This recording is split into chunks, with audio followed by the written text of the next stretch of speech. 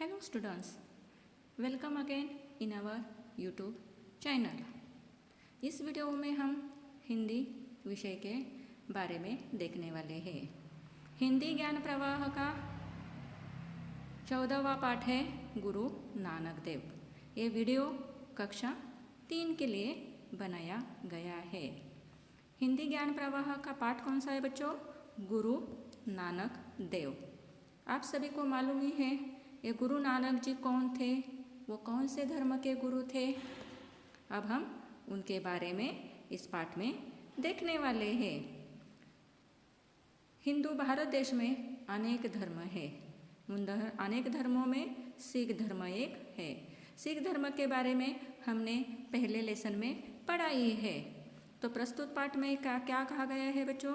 प्रस्तुत पाठ में कहा गया है सिख धर्म के गुरु नानक देव जी के बारे में ये बताया गया है कि उन्होंने अंधविश्वास को दूर कर ईश्वर की आराधना व सभी धर्म एक समान है इसका संदेश दिया गया है। इस पाठ का बच्चों क्या उद्देश्य है कि उन्होंने क्या कहा है? ये गुरु नानक देव कौन है? सिख धर्म के पहले गुरु थे। और उन्होंने क्या बताया है कि अंधविश्वास मतलब हम लोग क्या करते हैं कि अनेक धर्म के अनुसार ऐसा लगता है कि हमारे धर्म के अनुसार हमारा ईश्वर अलग अलग है ये और उसी ईश्वर की आराधना हमें करनी चाहिए। ये अंधविश्वास है और इस अंधविश्वास को गुरु नानक जी ने क्या बताया है कि हम सभी एक ही ईश्वर की संतान है, सभी धर्म एक समान है और सभी को क्या करना है? एकता के साथ रहना है। इस पाठ का उद्देश्य क्या है? सभी धर्म एक समान है, ये पाठ का संदेश है और हमें ईश्वर की एक ही ईश्वर की आराधना करनी चाहिए। गुरु नानक देव कौन थे? सभी को समझ में आ गए ना? गुरु नानक देव सिख धर्म के पहले गुरु थे। हमारे देश में बहुत से धर्मों को मानने वाले लोग साथ साथ रहते हैं और हमारे भारत देश की यह विशेषता है बच्चों कि अलग अलग धर्म के लोग यहाँ पर एक साथ रहते हैं। अगर आप गांव में रह रहे हो, आप आपके किसी शहर में रह रहे हो तो एक ही बिल्डिंग में एक ही छत के नीचे एक ही बिल्डिंग में क्या होता है? अलग अलग धर्म के लोग रहते हैं और हम जब वो उनके अनुसार उनके धर्म के अनुसार त्यौहार मनाते हैं और वो क्या करते हैं? उसी त्यौहार में अपने आसपास के जो भी अलग अलग धर्म के लोग होते हैं उन्हें बनाकर वो त्यौहार आनंदित रूप से मनाते हैं। इन सभी धर्मों में से ऐसे महापुरुष हो गए हैं जिन्होंने भाईचारे और एकता का संदेश दिया गया है। हमारे भारत में जितने भी धर्म हो गए हैं उस धर्मों में ऐसे महापुरुष हो गए हैं, ऐसे ज्ञानी लोग हो गए हैं कि उन्होंने क्या कहा है? हम सभी को भाईचारे से मतलब भाई के जैसे एक दूसरे से कैसे बर्ताव करना चाहिए? अपने सगे भाई के जैसा बर्ताव करना चाहिए। और एकता का मतलब यूनिटी का मैसेज दिया है, संदेश दिया है। हम सभी को क्या करना है? एक साथ रहने का संदेश दिया गया है। ऐसे ही एक महापुरुष सिखों के पहले गुरु नानक देव जी थे। ऐसे ही एक महापुरुष थे और वो कौन से धर्म के? सिख धर्म के। ये सिख धर्म के पहले गुरु नानक देव जी थे। गुरु नानक का जन्म कहाँ हो गया है उसके हुआ था इसके बारे में अब हम देखते हैं। गुरु नानक का जन्म सन 1969 में कार्तिक पूर्णिमा के दिन लाहौर के निकट तलवंडी नामक ग्राम में हुआ था। आप सभी को बच्चों ये ध्यान से देखना है। गुरु नानक जी का जन्म 1469 में 1469 में कार्तिक पूर्णिमा के दिन लाहौर के निकट तलवंडी नामक ग्राम में हुआ था जो अब ननकाना साहिब कहलाता है। अब उसे क्या कहा जाता है? ननकाना साहिब उस ग्राम को कहलाता है। ये स्थान अब पाकिस्तान में है और ये कहाँ पर है? ये स्थान पाकिस्तान में है। नानक के पिता का नाम कालूचंद बेदी और माता का नाम तृप्ता था। गुरु नानक के पिता का नाम क्या था? कालूचंद बेदी और माता का नाम तृप्ता था। इनकी माता बड़ी मृदुल और शांत स्वभाव की थी। उनकी माता का स्वभाव कैसा था? मृदुल मतलब कोमल, शांत और शांत स्वभाव की थी। वो किसी को भी हर्ट नहीं करती थी, वो गुस्से वाली नहीं थी और उनकी माता का ही परिणाम उन पर, नानक पर पड़ा था। नानक भी कैसे हो गए? उनकी माता की तरह ही शांत और कोमल स्वभाव के थे। इनकी बड़ी बहन का नाम नानकी था। उनकी बड़ी बहन का नाम क्या था? नानकी था, क्योंकि वह नाना के घर में पैदा हुई थी। नाना का उनकी जो बड़ी बहन थी वह कहाँ पर पैदा हुई थी? नाना के घर पर पैदा हुई थी, इसलिए उनका बड़ी बहन का नाम क्या था? नानकी था। और उनके नाम पर ही इनको भी लोग नानक कहने लगे। तो बहन के नाम से ही उनको भी लोग क्या कहने लगे? बहन को नानकी तो गुरु नानक को नानक कहने लगे। हाँ बच्चों देखो, अगर किसी के माता का है, कभी कभी आपकी बहन नोटिस करते होगे घर में भी कोई शांत स्वभाव का होता है, उसी का रिफ्लेक्शन दूसरों पर भी पड़ता है। तो उनकी माता का स्वभाव कैसा था?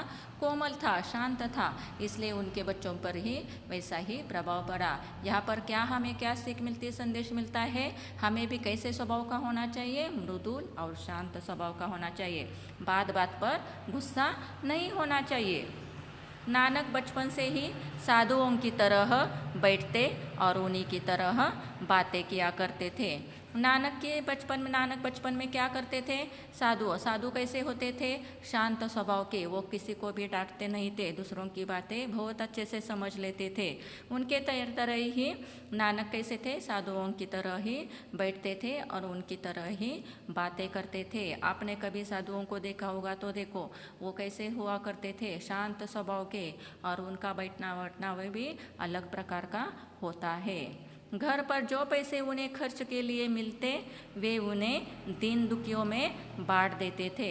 साधु क्या करते? घर संसार में नहीं फंसते हैं, वो क्या करते हैं? समाज कल्याण के लिए, समाज सेवा के लिए ही घर से बाहर निकलते हैं। जो भी कुछ उन्हें पैसा मिलता है वो गरीबों में बांट देते हैं। वैसे ही नानक क्या करते थे? उन्हें खर्च के लिए घर से जो पैसे मिलते थे उन पैसों को वो क्या करते थे? दीन दुखियों, मतलब दीन मतलब गरीब, जो गरीब लोग हैं, दुखी लोग हैं, उनमें वो बांट देते थे। 7-8 वर्ष की अवस्था में नानक को पढ़ने के लिए भेजा गया।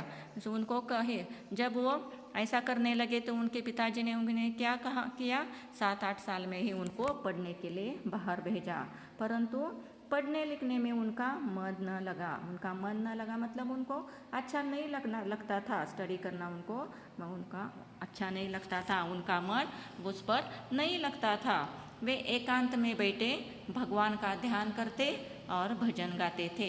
वे क्या करते थे? एकांत मतलब अकेले बैठकर ही भगवान का ध्यान करते, भगवान का नामस्मरण करते, भगवान को याद करते और भगवान के गुणगान गाते, भगवान का भजन गाते। जब नानक कुछ बड़े हुए तो उनके पिता ने उनसे खेती की देखभाल करने को कहा, और जब नानक कुछ बड़े हो गए तो उनके पिता ने क्या किया? क्योंकि उनका तो पढ़ाई में तो मन नहीं लगता था, इसलिए उन्हें कहा कि अब तुम हमारी जो खेती है उसकी अब देखभाल करो। वे खेत पर गए, किंतु वहाँ एकांत पाकर परमात्मा के भजन में लग गए। लेकिन खेत में क्या था? उनका ही खेत था, तो वहाँ पर भी उनको एकांत मिला। अकेले थे तो वहाँ पर भी उन्होंने एकांत पाकर उन्होंने क्या किया? परमात्मा का ही गुणगान गाना शुरू किया, उनका ही भजन गाना शुरू किया। इनके पिता ने नानक को खेत पर जाने से रोक दिया। खेत पर वो क्यों भेजते थे? क्यों खेत पर कुछ काम करे और अच्छे से फसल उगाए। लेकिन वहाँ जाकर भी वो क्या करने लगे? भगवान का ही भजन गाने लगे। तो उनके पिता ने क्या किया? उनको वहाँ जाने से रोक दिया। इसके बाद उनसे दुकान खोलने या नौकरी करने के लिए कहा गया। तो उनके पिताजी ने फिर क्या किया? उनको क्या कहा? एक तो दुकान खोलो या नौकरी करो। परंतु इन कामों में उनका मन नहीं लगा। लेकिन उनका मन लगा क्या इन कामों में? नहीं। उनको तो क्या पसंद था? सिर्फ परमात्मा का गुणगान गाना, परमात्मा का नाम स्मरण करके उनका भजन गाना। एक दिन पिता ने उन्हें 20 रुपये देकर लाहौर भेजा और कहा, बेटा ऐसा खरा सौदा करना जिससे कुछ लाभ हो। तो पिताजी एक दिन क्या करते, फिर उन्हें अपना बिजनेस, अपना व्यवसाय शुरू करने के लिए उनको कितने पैसे देते हैं, 20 रुपये देते हैं, 20 रुपीज़ देते हैं। और उन्हें कहाँ भेजा, लाहौर भेजा, कि लाहौर एक शहर है, तो उस शहर में भेजा और उन्हें कहा ऐसा सौदा करना, मतलब ऐसा तुम व्यवसाय शुरू करना, ऐसा कुछ धंधा करना कि जिससे हमें लाभ हो। और वे लाहौर चले गए। नानक के साथ बाला नाम का एक जाट नौकर भी था। उन्होंने उसके साथ को किसे भेजा, बाला नाम का एक जाट नौकर भी उनके साथ भेजा। मार्ग में उन्हें साधुओं की एक टोली मिली जो 3 दिनों से भूखी थी। तो नानक को रास्ते में क्या मिल गए, साधुओं मिल गए, और उन साधुओं ने 3 दिनों से कुछ खाया पिया नहीं था। उन्होंने सारे रुपए साधुओं को खिलाने पिलाने में खर्च कर दिए और खाली हाथ लौट आए। तो उन्होंने क्या किया, फिर उन्होंने सारे पैसे साधुओं में दिए, साधुओं को खाने पिलाने में ही खर्च किए, और फिर उनके सभी पैसे खत्म हो जाने पर वे खाली हाथ घर पर लौट आए। पिता ने जब यह हाल सुना तो उन्हें बड़ा क्रोध आया। नेचुरली उनके पिताजी को क्या हो गया, जब ये सभी बातें मालूम हो गई तो उन्हें बहुत ही गुस्सा आया। उन्होंने नानक को बहुत डांटा फटकारा, परंतु नानक के व्यवहार में कोई नानक के व्यवहार में कोई परिवर्तन न हुआ। उन्होंने क्या किया, नानक को बहुत डांटा, बहुत गुस्सा हो गए, बहुत उनको फटकारा, लेकिन नानक के स्वभाव में, व्यवहार में, बर्ताव में कुछ परिवर्तन आया क्या, नहीं, उनका स्वभाव जैसे का वैसे ही था। थोड़े दिन के बाद पिता ने उनका विवाह कर दिया। फिर उनके पिताजी ने क्या किया, थोड़े दिनों के बाद उनका विवाह कर दिया। उनके श्रीचंद और लक्ष्मी चंद नाम के 2 पुत्र हुए। उन्हें कितने पुत्र हो गए, 2 पुत्र, और उनके नाम क्या थे, श्रीचंद और लक्ष्मी चंद।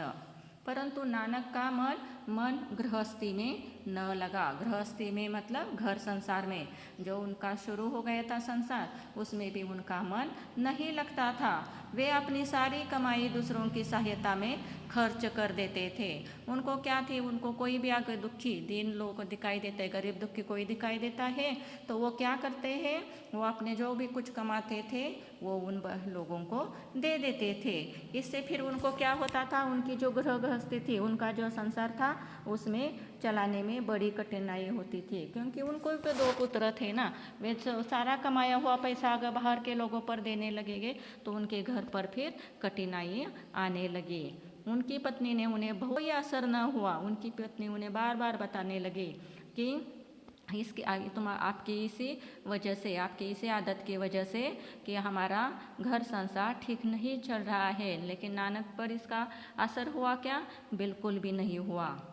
एक दिन उन्होंने घर बार छोड़ दिया। मतलब उन्होंने क्या किया, जो अपना घर, पत्नी और 2 पुत्र थे, माता पिता को छोड़ दिया, और वे कहाँ गए, अपना घर से बाहर गए, घर बार उन्होंने छोड़ दिया। उन्हें समझाने के लिए उनके पिता ने मर्दाना नामक एक मुसलमान गवैया को उनके पास भेजा। मुसलमान गवैया मतलब गाने वाला, जो उनके पिता का पहचान वाला था, मर्दाना नामक व्यक्ति। क्या था उस व्यक्ति का नाम, मर्दाना।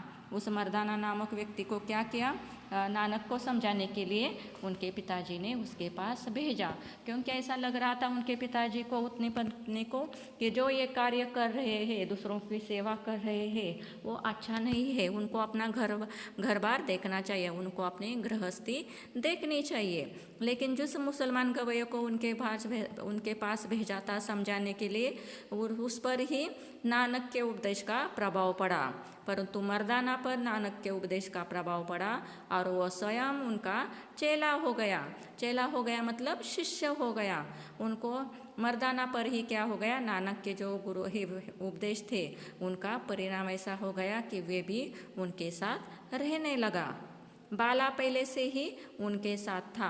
बाला जो नौकर उनके साथ भेजा गया था, वो भी उनके साथ, उन्हीं के साथ रहता था, वो भी उनका शिष्य बन गया था। और दूसरा पहले बाला था, दूसरा मर्दाना, ये दोनों उनके शिष्य हो गए। अब बाला और मर्दाना को साथ लेकर नानक जगह जगह जाते और उपदेश देते थे। वो क्या करते थे, बाला और मर्दाना को साथ लेकर जगह जगह पर दूसरी जगह जाते थे और क्या उपदेश देते थे, ईश्वर एक है। क्या कहते थे वो, हमारे देश में अगर अलग अलग धर्म है लेकिन ईश्वर एक है। हिंदू मुसलमान सभी एक ही ईश्वर की संतान है। ये जो हिंदू है मुसलमान है सभी क्या है, एक ही ईश्वर की संतान है, एक ही ईश्वर के बच्चे हैं, एक ही ईश्वर के बालक है। उनके लिए सब बराबर है, ईश्वर को सभी बराबर है। ईश्वर नहीं कभी कहता ये मुसलमान मेरा है, ये हिंदू मेरा है, ये बौद्ध मेरा है और ये सिख ईसाई मेरा है। ऐसा कभी भी भेदभाव ईश्वर नहीं करता है। उनके लिए तो सब बराबर है। ईश्वर सत्य स्वरूप है और ईश्वर क्या है, सत्य स्वरूप है, मतलब ईश्वर है, सभी जगह पर ईश्वर है। इसलिए आपको क्या करना चाहिए और ईश्वर क्या सीख देता है, हमेशा अच्छे काम करो, अच्छे कार्य करो, जिससे परमात्मा के दरबार में लज्जित ना होना पड़े। तुम्हारे परमात्मा मतलब ईश्वर के दरबार में ईश्वर हमेशा कौन सी सीख देता है, संदेश देता है कि सभी के साथ अच्छे से रहो, किसी का बुरा मत करो, सभी के साथ अच्छा काम करो, तभी आपको ईश्वर के सामने जाते हुए कभी भी लज्जित न होना पड़ेगा। ईश्वर को भी आप कह सकोगे कि हमने अच्छा ही काम करके आए हैं। धीरे धीरे वे गुरु नानक के नाम से प्रसिद्ध हो गए। बाद में नानक जी को क्या कहने लगे, सभी गुरु नानक कहने लगे। उन्हें किस नाम से प्रसिद्ध हो गए, गुरु नानक के नाम से प्रसिद्ध हो गए। गुरु नानक ने अपने शिष्यों के साथ भारत के प्रसिद्ध स्थानों की यात्रा की। और गुरु नानक ने अपने शिष्यों के साथ भारत के कहाँ पर गए, जो प्रसिद्ध स्थान है उन प्रसिद्ध स्थानों की उन्होंने यात्रा की। वे देश के बाहर और उसके साथ भारत के भी प्रसिद्ध स्थानों में गए और उसके साथ ही वो कहाँ पर गए, भारत देश के बाहर बलूचिस्तान, मक्का, मदीना, बगदाद भी गए। वो भारत के बाहर भी अपना संदेश देने के लिए गए। उनका कौन सा संदेश था कि ईश्वर एक है और हम सभी एक ही ईश्वर की संतान है। हमें एक दूसरे से धर्म के बारे में भेदभाव नहीं करना चाहिए। वहाँ से लौटकर वे करतारपुर में रहने लगे। बाहर से आकर वो कहाँ रहने लगे, करतारपुर में रहने लगे। गुरु नानक ने लहना नाम के एक होनहार व्यक्ति को अपना शिष्य बनाया। बाद में बाला और मर्दाना के बाद उन्होंने क्या किया, गुरु नानक ने लहना नाम के एक होनहार मतलब जिसमें अच्छे गुण हो, ऐसे आदमी को सर्वगुण संपन्न हो, ऐसे व्यक्ति को उन्होंने अपना शिष्य बनाया। आगे चलकर वे गुरु अंगद के नाम से गुरु नानक की गद्दी के उत्तराधिकारी बने। राजा के बाद जैसा दूसरा कोई उनका वंश चलाने के लिए उत्तराधिकारी होता है, वैसे ही गुरु नानक जी के बाद दूसरे कौन बन गए, गुरु अंगद के नाम से गुरु नानक की गद्दी के उत्तराधिकारी बने। उनके बाद उनका दूसरा कौन गुरु बना, सिख धर्म का गुरु अंगद।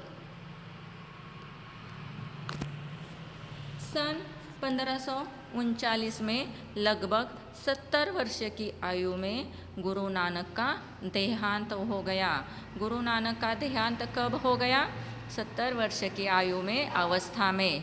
उनकी उम्र कितनी थी, 70 वर्ष, 70 साल उनकी आयु थी। और वो कब, 1539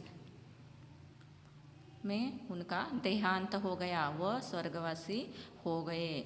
गुरु नानक का परमात्मा में अटल विश्वास था। वो दूसरों की भलाई और सेवा पर जोर देते थे।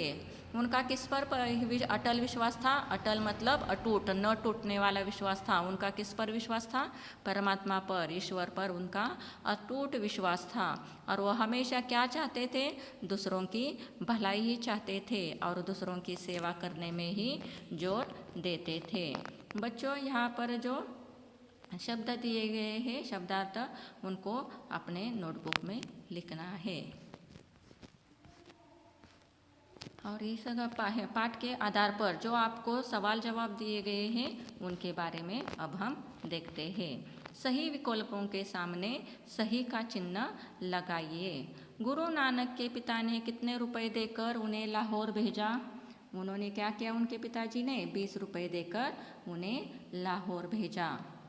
गुरु नानक ने पिता के द्वारा दिए रुपए किसको खिलाने पिलाने में खर्च कर दिए? उन्होंने जो उनके पिताजी ने उन्हें 20 रुपए दिए थे वो उन्होंने किसको दिए? साधुओं को दिए, क्योंकि उन्होंने 3 दिनों से कुछ खाया पिया नहीं था। जब गुरु नानक का देहांत हुआ तब उनकी अवस्था कितने साल की थी? जब गुरु नानक का देहांत हुआ तब उनकी उम्र 70 साल की थी। गुरु नानक की गद्दी का उत्तराधिकारी कौन सा शिष्य बना? गुरु नानक की गद्दी का उत्तराधिकारी वारिस कौन बना? लेहना नामक शिष्य बना। गुरु नानक सिखों के कौन से गुरु थे?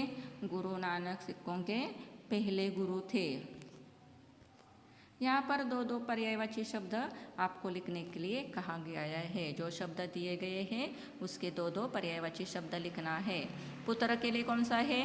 बेटा, सूत। परमात्मा के लिए ईश्वर, परमेश्वर। टोली के लिए टीम, गिरोह। मार्ग के लिए पथ, रास्ता। बचपन के लिए लड़कपन, बाल्यपन। अवस्था, दशा, स्थिति। निम्नलिखित शब्दों के विलोम शब्द लिखिए। गुरु, शिष्य। जन्म, मरण। खरा, खोटा। प्रसिद्ध, अप्रसिद्ध। विश्वास, अविश्वास। शांत, अशांत। विशेष, सामान्य, साधारण। एकता, अनेकता। वर्ण विच्छेद, दिए गए शब्दों का वर्ण विच्छेद करना है। बच्चों ये आपको ही कोशिश करनी है करने की, और फिर बाद में देखो मैंने कैसे किया है। निम्नलिखित वाक्यों में विशेषण भरकर वाक्य पूर्ण करना है। गुरु नानक जी सिखों के पहले गुरु थे।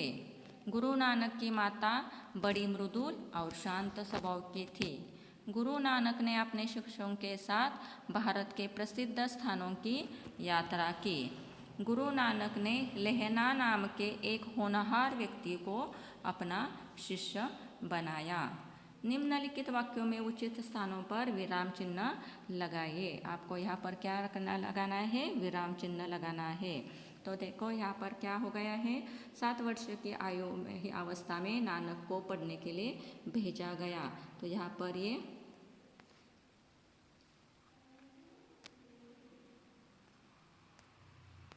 यहाँ पर आपको ये वाला विराम चिन्ह लिखना है। ये जो अंत वाला जो था वो रह गया है, इसलिए आपको ये यहाँ पर देना है।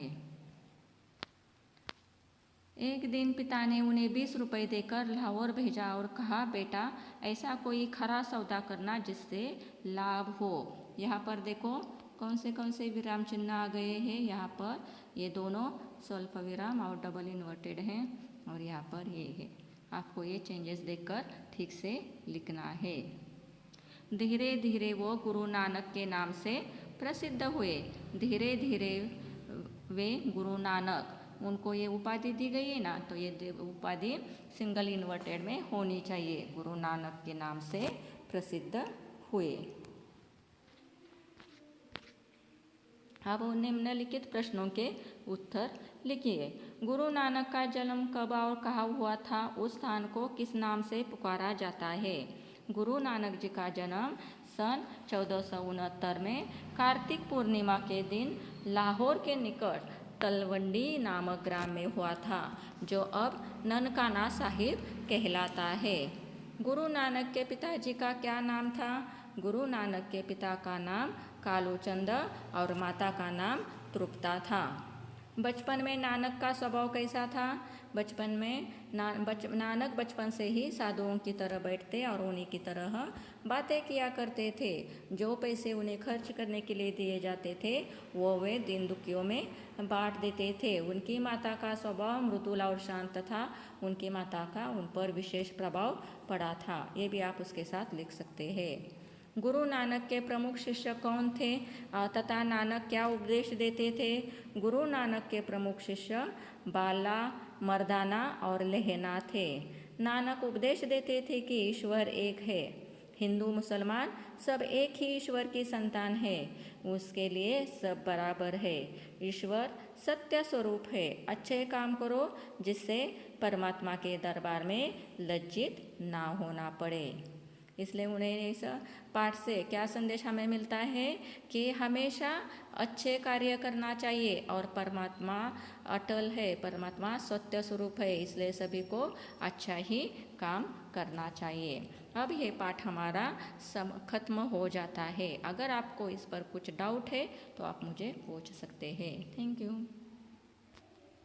इसके आधार पर जो भी सवाल जवाब दिए गए हैं वो सवाल जवाब आपको नोटबुक में लिखने हैं। और जो मैं आपको पाठ एक्सप्लेन करते हुए जिन शब्दों को मैंने अंडरलाइन किया था, रेखांकित किया गया था, उन शब्दों के आपको एक एक वाक्य में सवाल बनाने हैं और वो उनको आपको उन्हें MCQs की तरह भी लिखना है। अगर कोई डाउट है तो आप मुझे पूछ सकते हैं। Thank you.